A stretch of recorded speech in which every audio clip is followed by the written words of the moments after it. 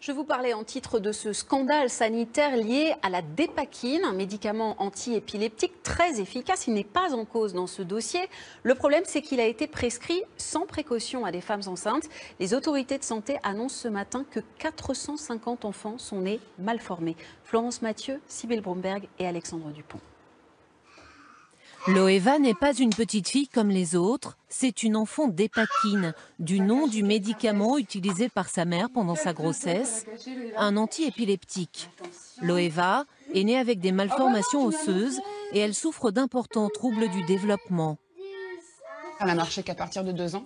Elle a eu beaucoup d'otite, donc elle a entendu aussi très tard, d'où l'orthophoniste maintenant. Loeva articule mal, les rendez-vous chez le psychomotricien, le kiné rythment son quotidien. Enceinte, sa mère n'a pas été informée des risques qu'elle faisait encourir à son bébé en prenant de la dépakine. Sur la notice, moi en 2009, c'était marqué prévenir votre médecin. Donc j'ai vu avec mon gynécologue qui lui a fait des études pour, donc il aurait pu me dire les effets que ça pouvait avoir sur le fœtus et je l'aurais su, je l'aurais arrêté de suite.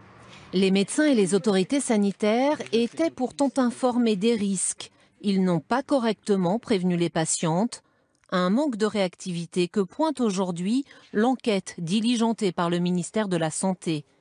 Visé également le laboratoire Sanofi. Nous souhaitons aujourd'hui que le laboratoire assume sa responsabilité et fasse des propositions concrètes pour prendre en charge les enfants qui sont extrêmement malades à cause de leurs produits. Aujourd'hui, le laboratoire est dans une position de déni de responsabilité, refuse toute discussion. C'est inacceptable. L'enquête montre que depuis 2006, la prise de dépakine a entraîné au moins 450 malformations congénitales à la naissance.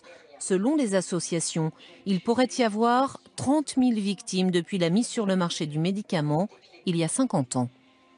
Et pour en savoir plus sur cette affaire liée au médicament la dépakine, rendez-vous sur l'application France TV Info.